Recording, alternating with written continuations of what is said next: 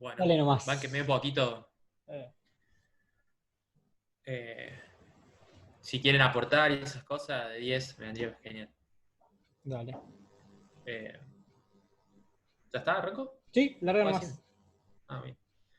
Bueno, entonces hoy vamos a hablar de colangitis. Aguántame un segundo.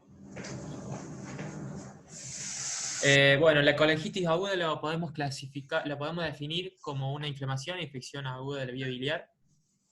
Es un cuadro potencialmente grave y puede ser una emergencia médica. Se habla de una mortalidad mayor del 50%, más que nada en ancianos. Tiene una evolución difícil de predecir y puede ser rápidamente progresiva. Más que nada en los casos graves y en pacientes que están con comorbilidades previas. La etiología lo más frecuente es la litiasis coledociana, es lo que más frecuentemente vemos y cómo se da. Puede haber otra etiología como estenosis benigna o malignas por tumores, más que nada el cáncer de páncreas, eh, de cabeza de páncreas, y otras causas como la lesión quirúrgica de vía biliar, postquirúrgica por ERCP, por alguna colocación de prótesis que se ocluyó, o puede haber hasta causas parasitarias. La fisiopatogenia en síntesis, así haciéndolo bien simple, y lo más importante, y pensando también en la etiología, es la oclusión, la obstrucción de la vía biliar. Se produce una contaminación que por lo general es una infección ascendente desde el duodeno, en donde se puede producir una traslocación bacteriana, pasar a la sangre y generar un síndrome de respuesta inflamatoria sistémica, para tener en cuenta en este tipo de patología. Ya entrando en lo que son las guías de Tokio para el diagnóstico de la enfermedad, tenemos que decir más que nada en cuanto a la tríada de Charcot, que es lo que más se implementaba, se implementa para esta patología, que ya está en desuso. Eh, tiene una especificidad muy alta, pero no a nivel de práctico, digamos. La presencia de los signos de la tríada de Charcot, como puede ser la ictericia, el-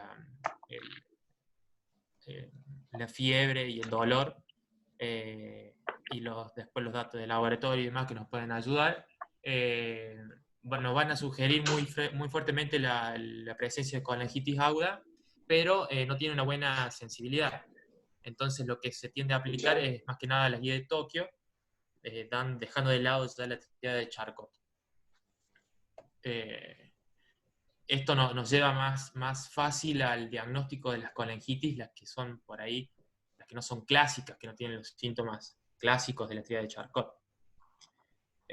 Para pensar en la guía de Tokio, lo que se habla es tener en cuenta tres criterios, digamos, para el diagnóstico, que son la inflamación sistémica, los signos de colestasis y las imágenes. Muy parecido esto al manejo de la colecistitis aguda, ¿no? Teniendo en cuenta la inflamación sistémica con los signos de fiebre o escalofríos, y datos de laboratorio de una respuesta inflamatoria, más que nada la leucocitosis y la PCR elevada. Son los dos datos más importantes del laboratorio a tener en cuenta. Después los signos de colestasis, como puede ser la ictericia a nivel clínico del paciente, que lo podemos ver en el examen físico, o la alteración del hepatograma, que bueno, lo que más vamos a tener en cuenta es la bilirrubina total y directa, la GGT y la FAL, como por ahí lo más práctico y lo que solemos ver también nosotros. Y después la imagen compatible se refiere a dilatación de la vía biliar, que se puede ver directo como un signo más característico de la colangitis, y signos que indiquen la etiología, que puede ser la litiasis, alguna estenosis, un stent colocado previamente, que nos van a llevar al diagnóstico. Eh, y en principio la sospecha diagnóstica la vamos a tener con un signo o sea, algo de inflamación sistémica, de colestasis o una imagen compatible. Y ya lo vamos a hacer definitivo si tenemos los tres. O sea, para nosotros hacer diagnóstico hoy en día de colangitis aguda tenemos que tener un A, uno del B y una imagen que haga el diagnóstico. Siempre. Datos que nos van a aportar para el diagnóstico de la colangitis aguda va a ser el dolor abdominal, que por ahí tenemos un paciente con dolor abdominal en el cuadrante superior derecho, y antecedentes de enfermedad biliar. Cálculos que tengan en la vesícula, algún procedimiento previo, colocación de stent, un IRCP que le hayan hecho previamente, datos que nos van a ir ayudando para hacer el diagnóstico. Y en cuanto a las imágenes, lo que se habla, lo primero que se debe hacer, digamos, en estos casos, se recomienda altamente la ecografía, más allá de que pueda tener desventajas en cuanto a la experiencia del técnico, del que hace la ecografía. Siempre es lo primero que se va a tender a hacer por la mínima invasividad, la amplia disponibilidad y la conveniencia y rentabilidad del bajo costo del estudio, ¿no? Ahí tenemos un pequeño ejemplo de lo que podemos llegar a ver. Se puede ver el cálculo en la vía biliar, que nos puede llevar junto con los datos clínicos que ya vimos recién, al diagnóstico. A ver si se ve ahí la flecha, ¿no? Bueno, acá ahí vemos el cálculo en la vía biliar. En este caso, el tumor, que puede ser otra causa de oclusión de la vía biliar que nos esté generando toda la clínica y hacemos diagnóstico de la colangitis. En este caso no vamos a ver esos signos por ahí, se puede ver un poquito engrosada la pared y demás, pero no vamos a ver datos tan específicos como en la vesícula, ¿no? Como habíamos visto en la clase pasada de colecistitis. En cuanto a la tomografía y la resonancia, ahí tenemos dos ejemplos. Se puede ver en la tomografía la presencia de cálculos, y también más que nada viendo la vesícula,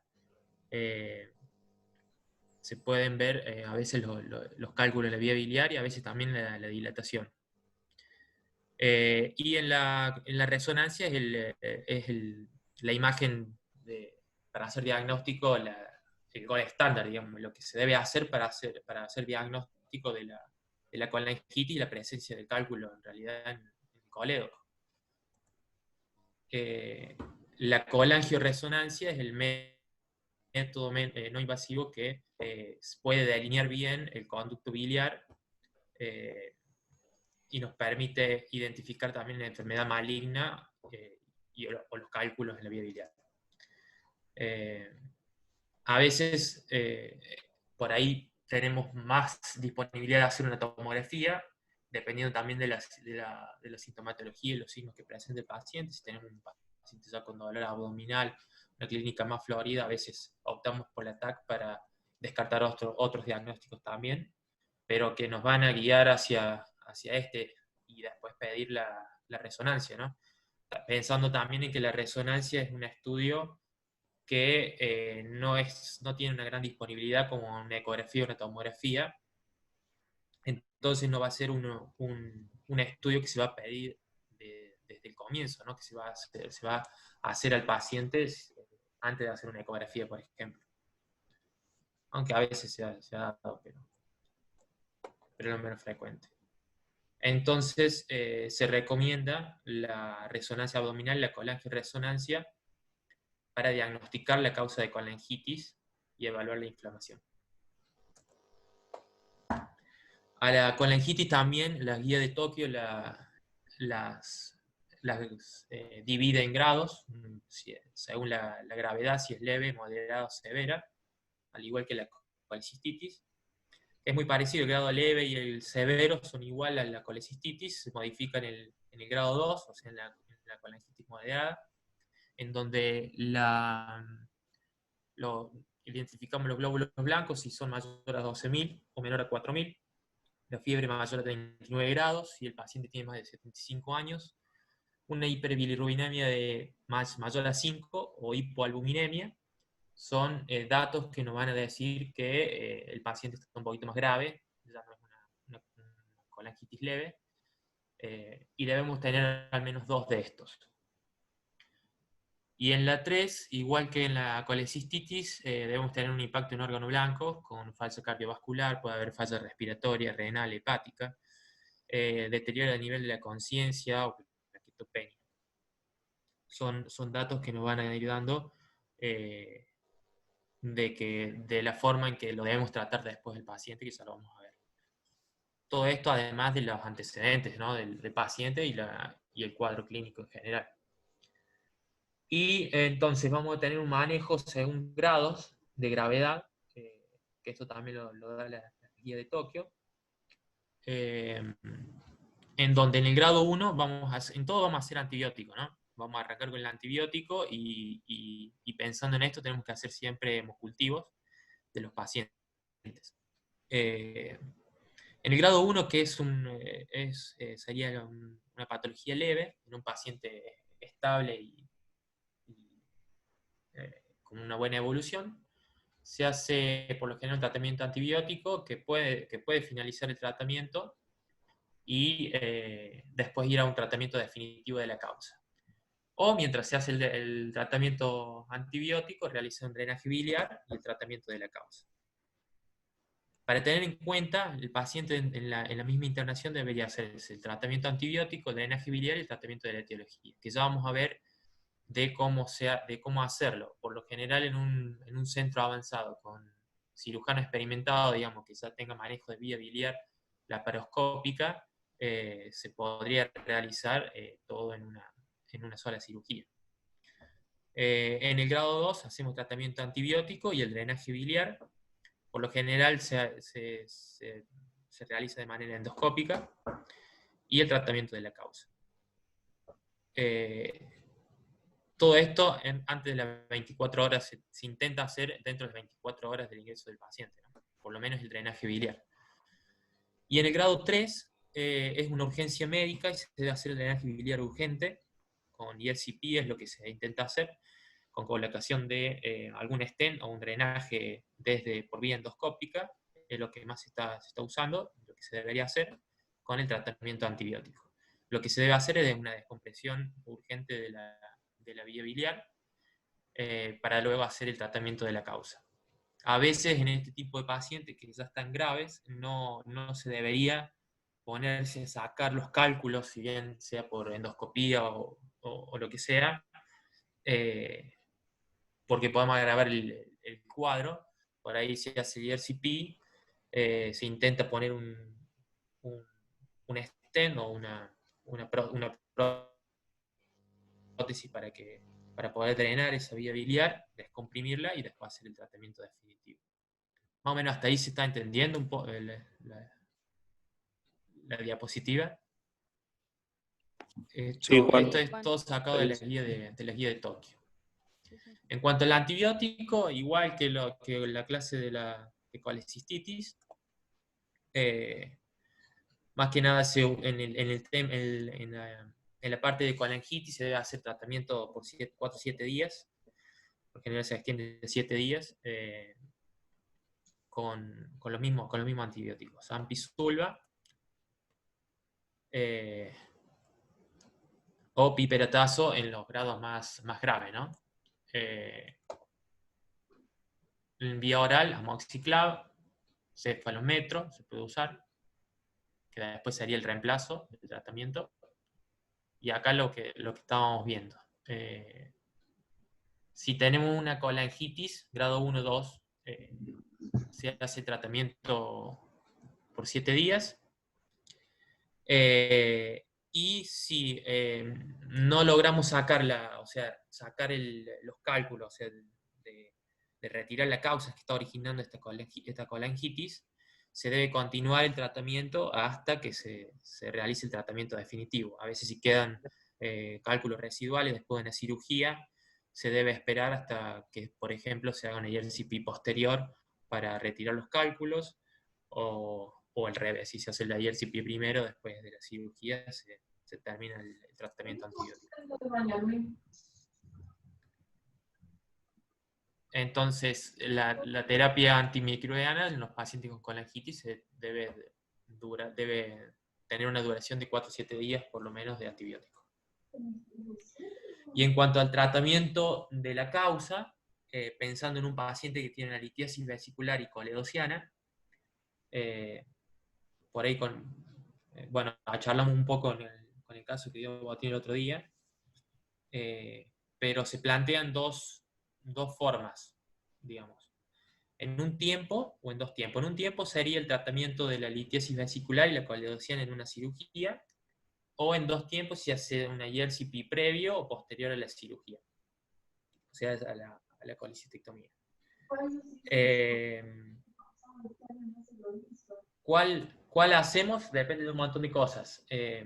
Más que nada del instrumental y en cuestión de quirófano, la disponibilidad que tenemos de todo el instrumental y de las cosas, de la experiencia del cirujano y la cantidad de casos que tengamos en el lugar para poder hacerlo. No es una cirugía simple y por lo general la cirugía en un tiempo de este tipo de patologías se hace en un lugar donde tienen mucha casuística y con cirujanos que tienen experiencia y tienen habilidad más que nada en la realización de suturas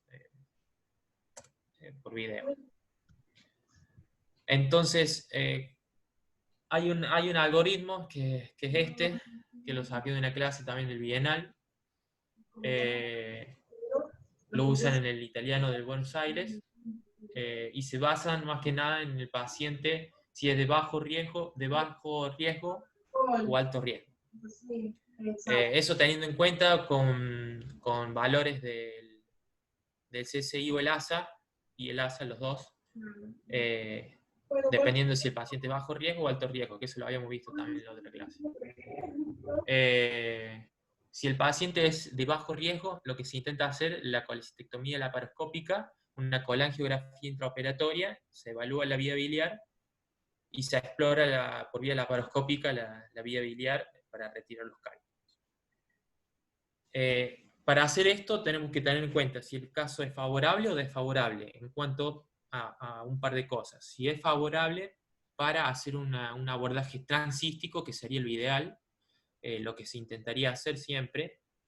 Hay varias cosas que se tienen en cuenta, por lo general en el diámetro del cálculo y del cístico, que por ahí que se habla de más de 6 o menos de 6 milímetros del cálculo. La vía del cístico también, da un diámetro más o menos de 4, pero en síntesis, digamos, el cálculo el cístico debería ser de un diámetro que permita la salida del cálculo, o sea, dependiendo del diámetro del cálculo y el diámetro del cístico que permita la salida.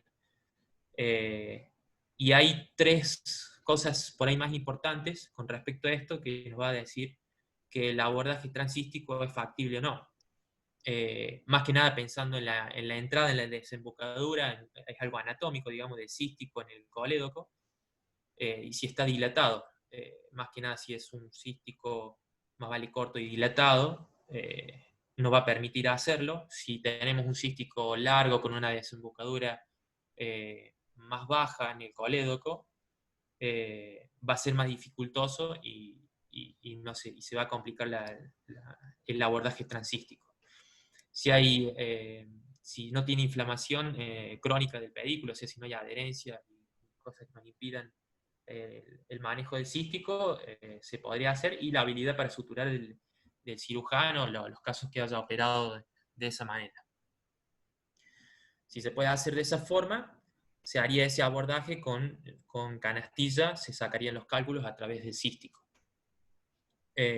Si esa técnica fracasa o digamos, el caso es desfavorable, digamos, no tiene estas características para poder hacerse, se haría una coledocotomía laparoscópica.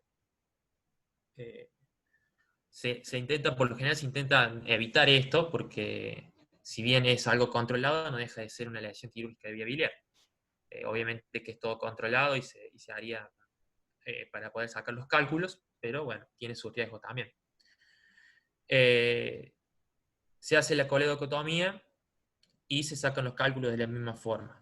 se puede usar la canastilla y retirarla. Hay otros instrumentales como balón y demás para poder dilatarlo y poder sacar los cálculos por ahí, más que nada en el transístico. Pero si fracasa la cirugía, se puede ir a cirugía abierta o ERCP, que sería otro caso favorable, o sea, sería el caso de la cirugía en 2 tiempos. Se haría la cirugía y posteriormente el ERCP. En los pacientes de alto riesgo se iría directamente al ERCP y después se planifica la cirugía para la colecistectomía. Eso es más o menos en síntesis lo que se puede hacer, cómo se puede manejar un caso de coledocolitiasis y litiasis vesicular después pensando en estos cuadros, ¿no? Y para hablar un poquito de lo que es el tubo de Kerr, el uso del tubo de Kerr, porque por ahí lo que se puede pensar en hacer coledocotomía con colocación en tubo de Kerr. Hoy se está tratando de dejar de usar el tubo de Kerr y se hablan de los criterios de Mirici para el cierre primario seguro, que esto es la ausencia de litiasis residual. Después de sacar los cálculos, se puede hacer un estudio de imagen para ver la intraoperatorio. Ausencia de pancreatitis, buena evacuación de la papila y la sutura del colédoco que sea técnicamente satisfactoria. Eso más que nada es por la experiencia del cirujano y obviamente que eso se ve después que se hace la sutura, ¿no? ¿Y por qué no es necesario el uso sistémico del tubo de Kerr? Que eso ya se ha visto y es lo que se trata de dejar de usar y realizar un cierre primario. Más que nada porque hay una mejor evaluación hoy en día, hay una mejor evaluación intraoperatoria post-exploración. Los estudios de imágenes radiológicos son mucho más avanzados que antes y nos permiten ver bien la vía biliar intraoperatoria, entonces ya estamos más seguros de la presencia o ausencia de cálculos residuales. El